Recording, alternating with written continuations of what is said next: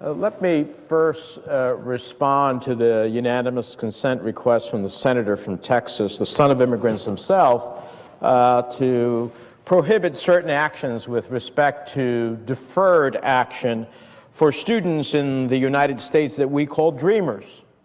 Dreamers. These are young people who, as Senator Durbin said, the only flag that they have ever pledged allegiance to is that of the United States. The only national anthem they have ever sung is the Star-Spangled Banner.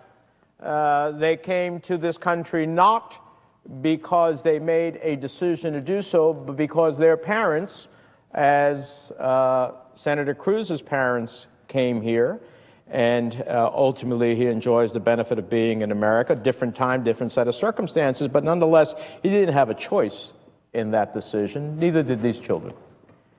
And so we have learned, and we have often heard in this chamber, that you never subscribe to the child whatever errors exist of the parent. But that's exactly what the senator from Texas would do.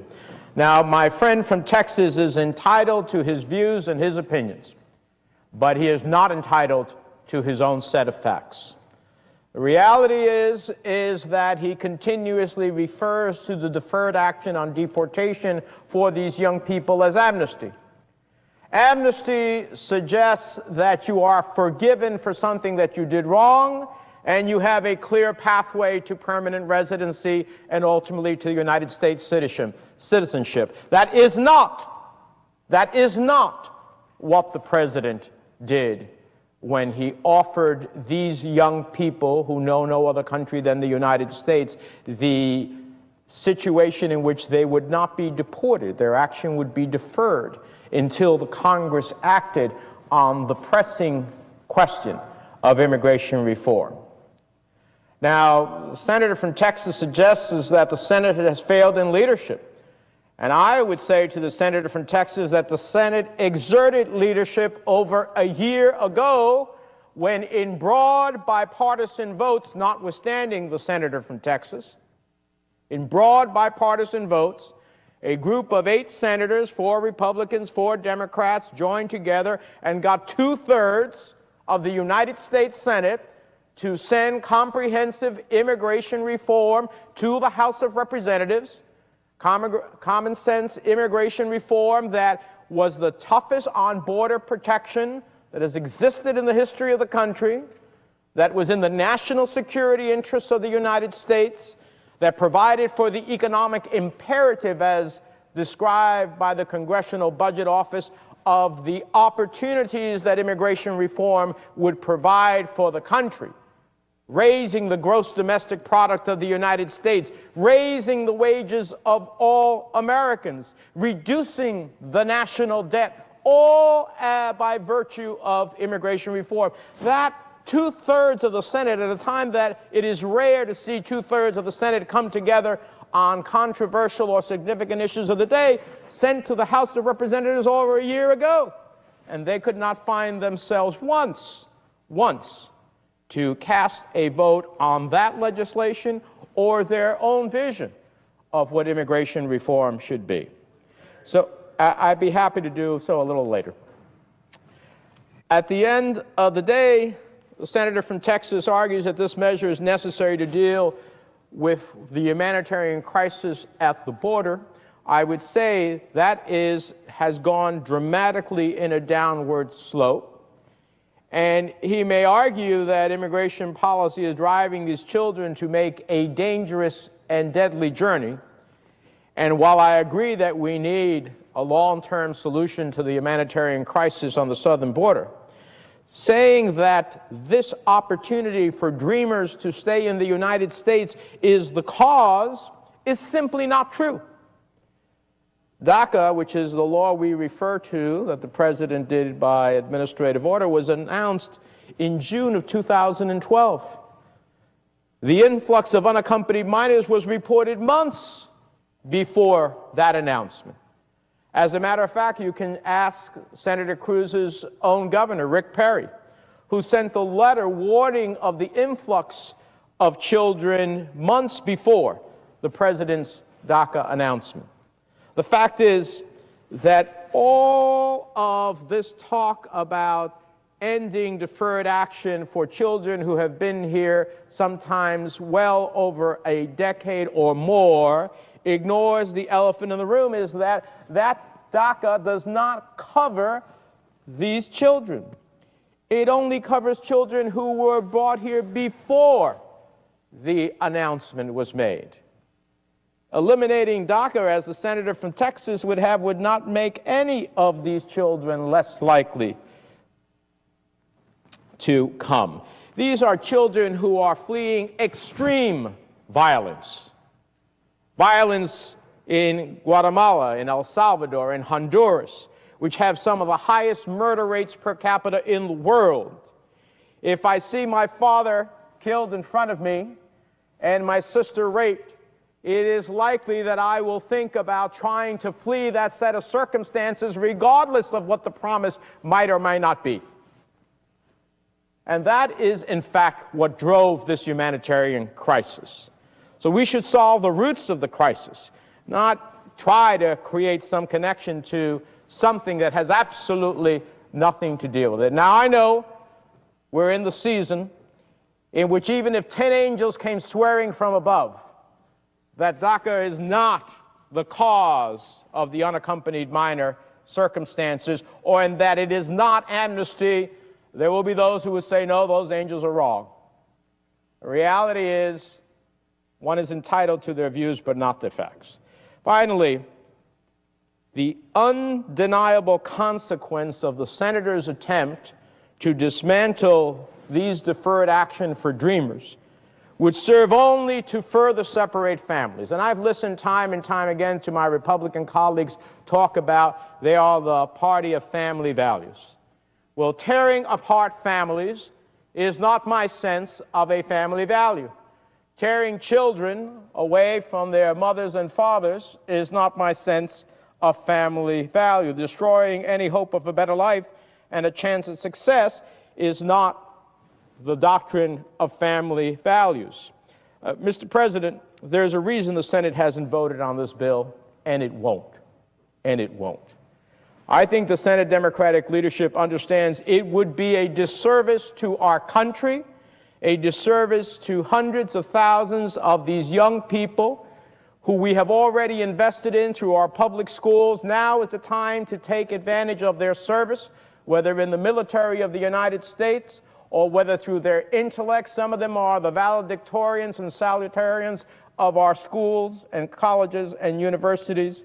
It is an opportunity to ensure that they can be productive members of our society with no guarantee as it relates to their ultimate status.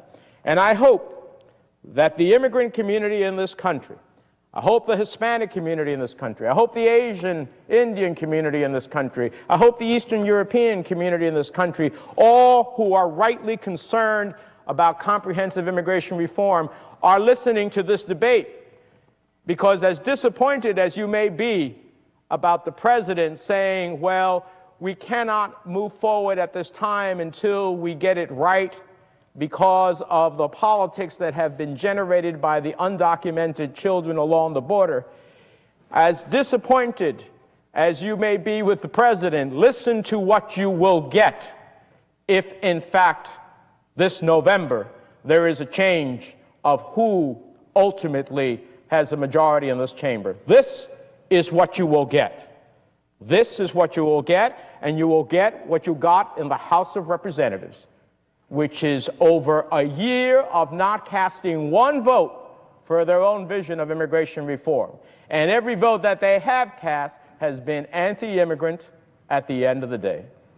Mr. President, for all those reasons, I have to object to the unanimous consent request. Will the senator yield? The objection is heard. I'd be happy to. The senator from New Jersey talked about legislation that was debated and voted on a year ago. Legislation that I believe, if it had been passed into law, would only make the problem worse, would only increase illegal immigration, would only exacerbate the problem. I, like most Americans, want to see common sense immigration reform, but not reform that fails to secure the border that grants a pathway to citizenship for those here illegally, that incentivizes further and further illegal immigration. But that legislation was a year ago. The President of the United States tells us we have a humanitarian crisis on the border today, right now, not a year ago, today, with little boys and little girls being subjected to physical and sexual violence and being victimized. Question I would ask my friend from New Jersey: why is it that neither President Obama nor the Senate Democrats have introduced any legislation or allowed a vote on any legislation whatsoever that would actually solve the problems? Now, the President did introduce a $3.7 billion social services spending bill, less than 5% of which went to securing the border and none of which went to the underlying amnesty that's causing this crisis. That was a bill designed to deal with the symptoms, to care for the kids once they come, but that bill assumed that tens of thousands and hundreds of thousands of kids would continue to come, continue to be victimized. So the question I ask my friend from New Jersey: why have the Democrats not allowed a vote on anything to solve the problem and prevent these little boys and little girls from being victimized this year and next year and the year after that? Mr. President, first of all, I would say to my friend from Texas that he totally mischaracterizes the comprehensive bipartisan immigration reform that was passed in the Senate. You know who voted for that? A whole host of senators on the Republican side of the aisle who represent border states and who said this is the most significant border protection and security effort we have had in a long time, who believed that the national security of the United States was better preserved by virtue of that legislation. John McCain, a colleague who worked assiduously on that question, as well as others. And so, you know, the bottom line is that reform was going to end the process of undocumented, those coming in an undocumented fashion, control the border, move the economy, bring out of the darkness those who are here to pursue the American dream, which is the only way I can secure America, to differentiate them from those who might be here to do harm to the United States. I can't know that if people are in the darkness, don't come and register with the government, pay their taxes, go through a criminal background check, and earn their way over the course of a decade to the possibility of becoming a permanent resident. That's what the Senate did. So failure in this regard rests in the House of Representatives. Failure on the border, failure on the national security, failure on the economy, and failure to reunite millions of people with their families. Now, with reference to the second part of your question, the President acted. It's the President who brought the Central American presidents here and said, you've got to work with us to stop your young children from coming to our country, and you've got to create better conditions in your country. And we want to work with you to do that. That worked with Mexico to ensure that what they call the beast, the train of death, ultimately Mexican authorities interceded to stop immigrants from getting on that train to the United States. It's the President who ultimately took the resources that existed in the Department of Homeland Security and reauthorized it to send it to the border and deal with the challenge. And all of that, among other efforts, ultimately has found us with a dramatic reduction. So I understand the politics of this, and I appreciate everybody in this chamber has the right to pursue that. But the bottom line is the President acted. The reality is we have dramatically reduced, and the core challenge here is to have comprehensive immigration reform. Mr. President, I yield the floor.